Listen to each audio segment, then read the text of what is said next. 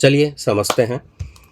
जो हमारे कानों को जो भी साउंड सुनाई देता है वो सुनाई देता है 20 हर्ट्ज से लेकर 20 किलो हर्ट्ज तक। मतलब यहाँ से लेकर और यहाँ तक।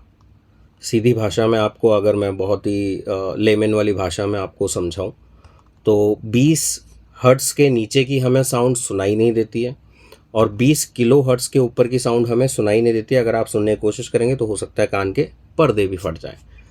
तो सारा जो खेल है वो 20 हर्ट्ज से लेकर 20 किलो हर्ट्ज तक की साउंड के बीच में ही है। अब इसे हमने जितना भी हमारा जो साउंड है उसमें डिवाइड करना होता है।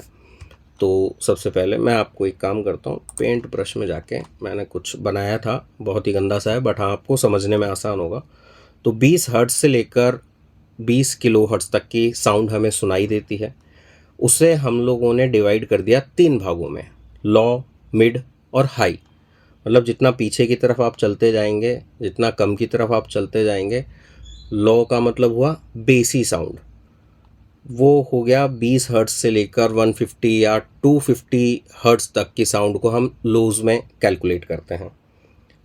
इसके बाद से लेकर 5K मतलब 5000 हर्ट्ज तक की साउंड जो है वो मिड में कैलकुलेट करी जाती है। वो हर साउंड इंजीनियर अपने हिसाब से, अपने टेस्ट के हिसाब से, अपने जॉनर के हिसाब से मिक्स करता है। और उसके बाद वाली जितनी भी साउंड है वो आ जाती है हाई फ्रिक्वेंसीज़ में। मतलब ट्रबल या छन छन की जो साउंड आती है, हाई हैट की हम जो साउंड बोल सकते हैं।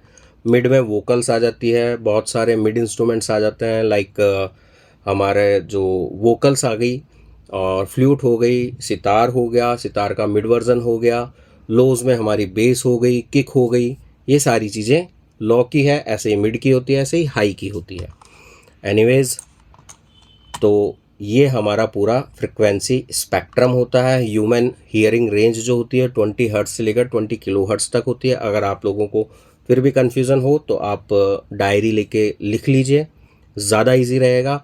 क्योंकि ये वो पार्ट है जो म्यूज़िक प्रोडक्शन के साथ साथ आपकी साउंड इंजीनियरिंग को भी मजबूत बनाता है।